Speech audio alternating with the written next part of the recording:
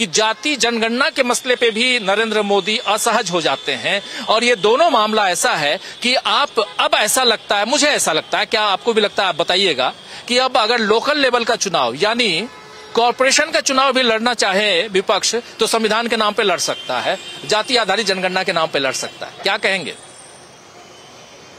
धन्यवाद डॉक्टर साहब। देखिए, नरेंद्र मोदी कई ऐसे विषय हैं जिन पर बेहद असहज हो जाते हैं, जिनमें से एक मुद्दा संविधान का है, दूसरा जाति आधारित जनगणना का। संविधान को लेकर राहुल गांधी जो कुछ कह रहे हैं उसके पीछे एक आधार है। पिछले लोकसभा चुनाव में नरेंद्र मोदी की पार्टी के तमाम लोकसभा प्रत्याशियों ने, निवर्तमान सांसदों ने जिस तरह की बातें कही कि संविधान बदल देंगे, 400 सीटें दिला दीजिए मोदी जी को, चाहे वो अयोध्या फैजाबाद के तत्कालीन सांसद अब भूतपूर्व हो गए हैं लल्लू सिंह जी हो या और तमाम सारे, तो राहुल गांधी कुछ गलत नहीं कह रहे, उनके पास ऐसा कहने के लिए आधार है।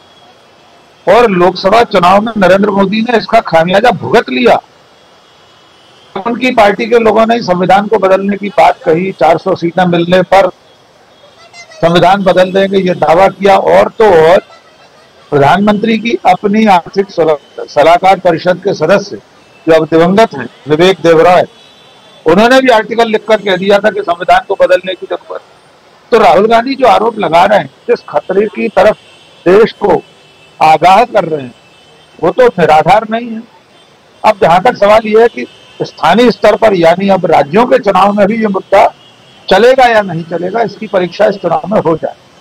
महाराष्ट्र एक जागरूक राज्य है, वहां लोग बहुत सचेत, लोग देख रहे हैं कि किस तरह बीजेपी ने चुनी हुई सरकार को, उद्धव ठाकरे की सरकार को गिराया, तड़के देवेंद्र फडणवीस को शपथ दिलाई, फिर दोबारा सरकार तीसरी बार बनी वगैरह। इस सबसे निपटने के लिए बीजेपी ने कोशिश की कि पटेंगे तो कटेंगे के नारे को वहां आजमाया जाए। वो किस तरह बूमरैंग कर गया है, राजीव जी, मैं एक ताजा उदाहरण आज का दिए देता हूं। पंकजा मुंडे एमएलसी हैं, भारतीय जनता पार्टी से विधान परिषद की सदस्य हैं, भीड़ से लोकसभा चुनाव लड़ी थी, हार गई थी कांग्रेस प्रत्याशी के हाथों। उन्होंने आज स्पष्ट कहा है कि महाराष्ट्र में इस तरह के नारे की जरूरत नहीं है। उन्होंने यहां तक कहा है कि मैं किसी दूसरी राजनीतिक विचारधारा के खिलाफ काम करते हुए ये नहीं कर सकती कि लोगों को बांटने करने की बात करूं, इसलिए महाराष्ट्र में इसकी जरूरत नहीं। अजित पवार भी पहले ही कह चुके हैं। बीजेपी के अपने चुनाव घोषणा पत्र में धर्म आधारित धर्म परिवर्तन को रोकने के लिए कानून लाने का प्रस्ताव रखा गया है। उन्हीं का सहयोगी दल है एनसीपी, जो अजित पवार के गुट का है। नवाब मलिक चुनाव लड़ रहे हैं, वे कह रहे हैं कि महायुति के एजेंडे में, यानी बीजेपी, एनसीपी, अजित पवार, एकनाथ शिंदे की शिवसेना का जो एजेंडा है उसमें ये धार्मिक धर्म परिवर्तन को रोकने वाले कानून का मुद्दा है ही नहीं। यानी जो तीन पार्टियों का गठबंधन है जो सरकार में बैठा, वो इतने बड़े मुद्दों पर ही इस कदर मतभेद रख रहा है कि उसके बीच में अब तक मतदान 20 तारीख को होना है, तो चंद दिन बाकी है, वो एक राय नहीं हो पा रही। क्षमा कीजिए, खड़गे जी ने भी संविधान की बात कही, नेहरू जी का उल्लेख किया। जब भी ऐसी बात होगी, नेहरू जी का नाम आएगा, तो स्वाभाविक तौर पर प्रधानमंत्री नरेंद्र मोदी के भीतर कहीं ना कोई एक हीनता ग्रंथि है नेहरू जी जैसा बनने की। अब वे भूल जाते हैं कि नेहरू जी तो कुल 3259 दिन जेल में रहे थे आजादी की लड़ाई में। खड़गे जी ने बिल्कुल ठीक याद दिलाया कि अहमदनगर के किले में कैद रहते हुए वहां जेल में उन्होंने डिस्कवरी ऑफ इंडिया लिखी, अल्मोड़ा जेल में रहते हुए अपनी आत्मकथा लिखी नेहरू। उनका मुकाबला कर नहीं सकते, इसलिए मोदी जी उस तरह के बयान देते हैं।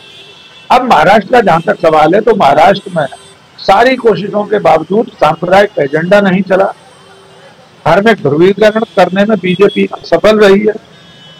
कांग्रेस और उनका जो महाविकास अघाड़ी नाम का गठबंधन है, वो मुद्दों की बात कर रहे हैं और मुद्दे जनता सुन रही है, समझ रही है। अंतिम बात यह है कि इस आखिरी चरण में राहुल गांधी नांदेड़ गए, नांदेड़ में बस अड्डे पर उन्होंने लोगों से बात की। गुरु गोविंद सिंह की धरती है, हुजूर साहब गुरुद्वारा है वहां पर, सचखंड साहब, वहां पर भी वे संविधान की बात कर, लोगों के बीच में भी वही बात कर। तो मुझे लगता है कि अब ये मुद्दा आपने बिल्कुल सही पूछा कि क्या नगर पालिका तक के चुनाव में ये मुद्दा जा सकता है। जाना चाहिए। इस देश के आम लोगों को, मतदाताओं को मालूम होना चाहिए कि जिसे माननीय प्रधानमंत्री जिस किताब को खाली बता रहे हैं, राहुल गांधी सही कह रहे हैं कि उसमें जो लिखा हुआ है वो तो नरेंद्र मोदी ने पढ़ा ही नहीं है, इसलिए उनके लिए वो खाली ही किताब है। और अगर सचमुच में देश के लोगों तक, आम जनता तक, नगर पालिका पंचायत चुनाव तक संविधान को बचाने की बात चली जाती है तो ये देश और लोकतंत्र दोनों के हित में होगी। राजनीति से परे जाकर मैं कह रहा हूं, तो मुझे लगता है कि महाराष्ट्र में बीजेपी अपने नुस्खों को उनमें धार देने में अब तक विफल रही है। जनता ने उन नारों को नकार दिया है। खुद बीजेपी के सहयोगी दलों ने उस नारे को, बटेंगे तो कटेंगे को, खारिज कर दिया। जी राजीव, बिल्कुल बिल्कुल आप सही कह रहे हैं। और अभी तक का स्पीच उसी हिंदू मुसलमान के बीच ये माना जाए, और अगर ये है तो फिर ये चुनाव जो उधर झारखंड का चुनाव है और इधर महाराष्ट्र का चुनाव है, ये दोनों चुनाव किस दिशा में है? क्या यहां नैया पार लगेगी बीजेपी की? देखिए राजीव जी, हम लोग कई बार इस बारे में बात कर चुके हैं कि बीजेपी, नरेंद्र मोदी, अमित शाह, योगी आदित्यनाथ, उनके पूरे विचार परिवार को सांप्रदायिकता के अलावा और कोई राजनीति आती नहीं। हमारा आपको उम्मीद थी कि 4 जून के फैसले के बाद शायद वे कोई और नई राजनीति लाएं, शायद किसी सकारात्मक राजनीति की पहलकदमी करें, लेकिन ऐसा हुआ नहीं। आप अंदाजा लगा लीजिए कि जब वे झारखंड जैसी जगह में घुसपैठियों की बात कर रहे हैं, हिंदू मुसलमान का के नाम पर ध्रुवीकरण करने की कोशिश कर रहे हैं, जबकि झारखंड की तो सीमा भी कहीं बांग्लादेश और पाकिस्तान से नहीं जुड़ती। महाराष्ट्र में भी वही आजमा रहे हैं। यहाँ ठीक है, चल सकता है हिंदू मुस्लिम कार्ड, लेकिन इसके अलावा और कोई विषय उनके पास नहीं। पर मुझे बार बार ऐसा लगता है कि अब जनता भी आजे जा गई है इस बातों से।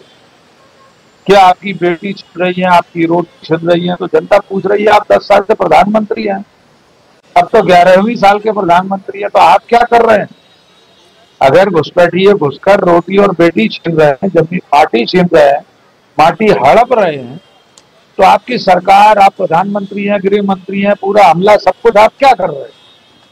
इसीलिए मुझे ऐसा लगता है कि महाराष्ट्र में भी ये सांप्रदायिक कार्ड चलने वाला नहीं है। प्रशांत जी की मैं इस बात से पूरी तरह सहमत हूं कि खास तौर से महाराष्ट्र का चुनाव प्रधानमंत्री नरेंद्र मोदी की साख को दांव पर रखे हुए, उनकी पूरी राजनीति इस वक्त गहरी अग्नि परीक्षा से गुजर रही है। क्योंकि महाराष्ट्र में उन्होंने जो कुछ किया, मामला सुप्रीम कोर्ट तक गया, हम सब जानते हैं। सुप्रीम कोर्ट के आदेश के बावजूद सरकार चलती रही है, संवैधानिक सरकार चलती रही। लेकिन अब महाराष्ट्र की जनता को जो फैसला सुनाना है कि उसे नरेंद्र मोदी और बीजेपी की वो वाली राजनीति स्वीकार है जिसके तहत चुनी हुई सरकार गिराई गई। महाराष्ट्र की जनता को तय करना है कि कटेंगे बटेंगे तो कटेंगे का नारा उसे अच्छा लग रहा है या नहीं लग रहा, या वो एक रहेंगे नेक रहे पर चले। भले मोदी जी ने बाद में कुछ फेस सेविंग के लिए नारे को बदलने की कोशिश की, लेकिन संदेश तो चला गया। और जैसा कि मैंने शुरू में कहा, उनके अपने संगी साथी भी जान रहे हैं कि महाराष्ट्र के लोग इस तरह की नफरत की राजनीति को पसंद नहीं करें, इसलिए बाद में कुछ रिपेयर करने की कोशिश हुई है, पर अब देर हो चुकी है। कांग्रेस और महाविकास आघाड़ी के जो मुद्दे हैं, जो नारा है, खासतौर से शिवसेना उद्धव ठाकरे की सरकार को गिराए जाने का सत्कर्म, मुझे पता नहीं क्यों लगता है कि मराठी जो मानुष है, महाराष्ट्र के लोग हैं, उनके मन में कहीं ये धंस गया है कि उद्धव ठाकरे को